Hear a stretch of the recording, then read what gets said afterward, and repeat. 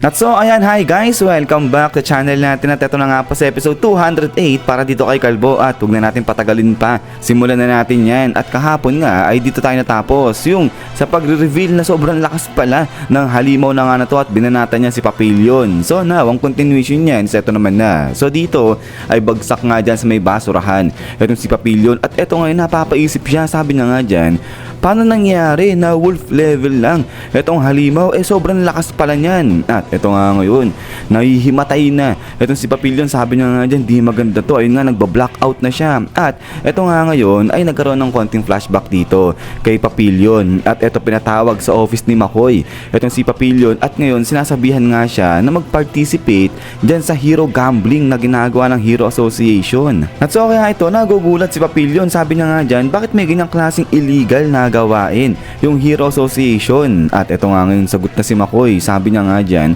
na alam niya maraming masasabi itong si Papillion patungkol sa bagay na yan. Pero kahit na ganun, gusto ni McCoy na sumunod itong si Papillion at makipag-participate pa rin siya dyan sa hero gambling ng Hero Association. At ito nga ngayon, tuloy ni McCoy, yung ganitong klaseng trabaho, bagay lang yan dun sa mga hero na kung saan hindi sila maingay. So ibig sabihin yung hindi nga pinapublic yung mga nangyayari. At itong trabaho na to, perfect na perfect daw dyan para kay Papillion. At ito nga ngayon, sagot na si Papillion, naiinis siya, sabi niya nga dyan na hindi, ayaw niya kasi insulto yan para sa mga hero. At ito nga ngayon, napangiti lang itong si McCoy, sabi niya nga dyan, katulad ng in-expect niya, talagang seryosong seryoso daw talaga itong si Papillion. At so ito ngayon ay basa-basa ni McCoy itong info dyan sa kanyang phone at ang nakalagay dyan yung detalye patungkol kay Papillion. At ito nga yan, B-class hero itong si Papillion at yung kanyang tunay na pangalan, Mad Devil Yankee. At ito nga dati, itong si Mad Devil Yankee ay pasaway pala yan sa hometown niya. So yun nga, delinquent siya. Pero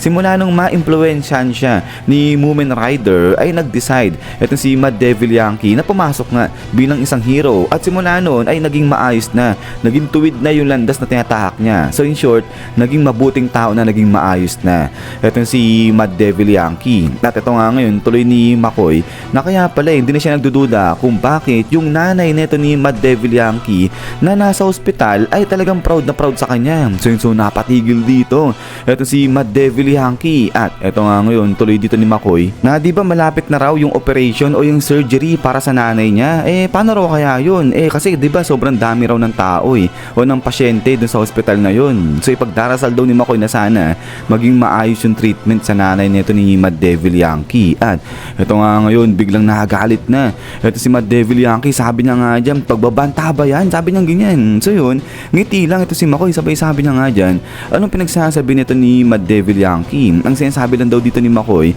di ba, kaya nga raw nakakuha ng special treatment o ng yung mga mamahalin, yung mga exclusive na treatment yung kanyang nanay dahil sa isang hero nga itong si Mad Devil Yankee. So kaya nga ito, tayo na itong si McCoy, sabi niya nga dyan kay Mad Devil Yankee na kaya nga ano raw gagawin nito ni Mad Devil Yankee, may take advantage na lang daw ba yung mga benefits na ng mga hero, tapos di niya gagawin yung kanyang trabaho. At ito nga ngayon, napapatahimik na itong si Mad Devil Yankee. Sabi ito, biglang tapik-tapik na ni McCoy itong si Devil Yankee, sabi niya nga dyan na alam naman daw neto ni Devil Yankee kung ganong kalaking pera yung ginagamit para lang mabakapan itong mga activities ng mga hero. So ngayon, itong ginagawa nila ay paraan lang daw yan para makatulong sila sa mga tao. At din pagkatapos nga niya, ito nga, back to present na dahil ito nga, parang nahimasmasan na, parang bumalik sa ulirat ito si Devil Yankee. At ito nga ngayon, dali-dali bangon siya, sabi niya nga dyan, kainis, nahimatay daw siya saglit. Pero ito nga, dali-dali kinontak niya na rin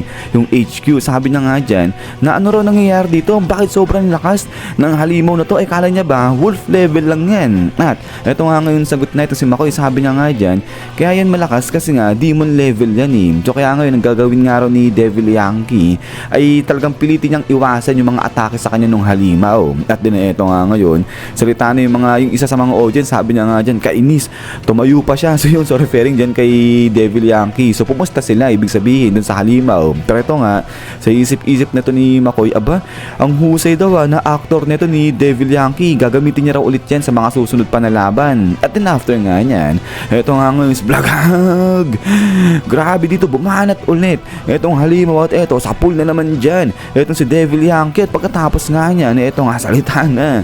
Etong halimaw sabi niya nga dyan, kalaban ka, sabi niya ganyan dito kay Devil Yankee. At so eto nga yung mga details patungkol dito sa halimaw na to. So ito nga yan, disaster level demon talaga siya, so hindi siya wolf. At yung pangalan niyan, Shiver Hua Hua kung ng pangalan. Ito nga, naging halimaw siya dahil daw sa distorted wild extreme miniaturation. So yun, so parang pinag-eksperimentuhan lang itong hayop, tapos yun, naging halimaw siya. At ito nga sabi rito, lapdog siya dati, so kaya naman kapag nasa labas siya, ay yun, nag-rampage siya dahil nga sa takot at saka sa worry. At din at pagkatapos nga niyan, ito nga ngayon balik dito dahil nga yung binanatan ulit ng aso na to ay yung si Yankee. So talsik na naman dyan itong si Mad Devil Yankee. At ito ngayon, nagugulat rin itong mga agents habang pinapanood itong laban. Sabi nga nila dyan, aba, ang husay na, sabi, ang husay umarte ng lalaki na yan, sabi nilang ganyan. So hindi nila alam na talagang ang lakas nga ng halimaw na to. So kaya nga itong isang agent, sabi niya rito sa kasama niya, na talaga ba na wolf level lang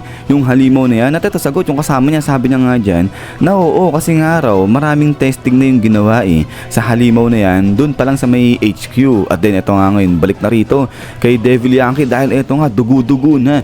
Ito si Devil Yankee, sabi niya nga dyan, baka nga raw may pagkakamali dito yung Hero Association. Ito, some kind of mistake. At ito nga ngayon, tayo na dyan. Ito si Yankee, pero yun, talagang nanginginig na yung kanyang katawan. Sabi niya nga rito na hindi na mahalaga kung nagkamali man yung Hero Association o hindi. Ang importante nga raw dito o ang mahalaga rito ay kahit malakas pa o mahina ay yung kalaban na yan, kapag siya natalo rito, sigurado tanggal siya sa trabaho. At kapag yan yung nangyari, ay hindi niya nga raw magagawang mailigtas pa itong kanyang nanay na nasa ospital. At ito nga ngayon, balik rito kay Devil Yankee dahil grabe, lamog na talaga yung kanyang mukha. Sabi niya nga rito, dapat harapin niya yung halimaw na yan. At ito nga ngayon, naalala niya, ito si Moomin Rider, sabi niya nga dyan, dapat harapin niya yung halimaw katulad na lang ng ginawa nito ni Moomin Rider. So ito nga yung time na kung saan hinarap niya itong deep seeking na to. At ito nga ngayon ay bumalik dito sa alaala niya yung time na nakikita niya makipaglaban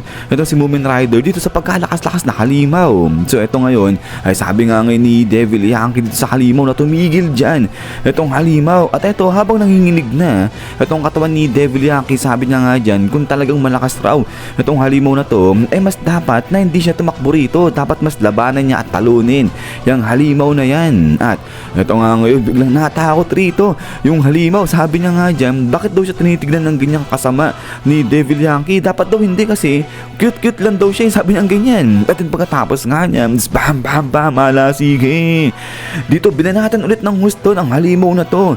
Itong si Yankee, grabe, di siya makapalag kasi nga ang lakas sa demon level itong halimaw. At ito nga ngayon, talagang gigil na gigil itong halimaw habang binabanatan niya si Devil Yankee. Sabi niya nga dyan, lahat ng mga kalaban niya dapat pinapatay yan para magkaroon ng kapayapaan. At pagkatapos nga niyan, ito nga ngayon, grabe, suka ng dugo dyan itong si Devil Yankee. At ito nga sa isip-isip niya na siguro divine punishment itong nangyayari sa kanya dahil nakipag-participate siya dun sa illegal na gawain ng Hero Association. At saka isa pa, insulto daw yan dun sa mga hero na talagang itinataya nila yung kanilang buhay para tumalo ng mga halimaw. At then pagkatapos nga niyan, ito nga ngayon, nagbalik sa alaala niya yung time na chini-cheer nila itong si Moomin Rider. So ito nga sabi ni Devil Yankee na akala niya malapit niya nang maabutan o maging katulad itong si Moomin Rider dahil big fan daw pala siya nito ni Moomin Rider. Pero it turns out na hindi pala, talagang malayo pa yung agwat nilang dalawa. At ito nga, habang sa isip-isip yan nito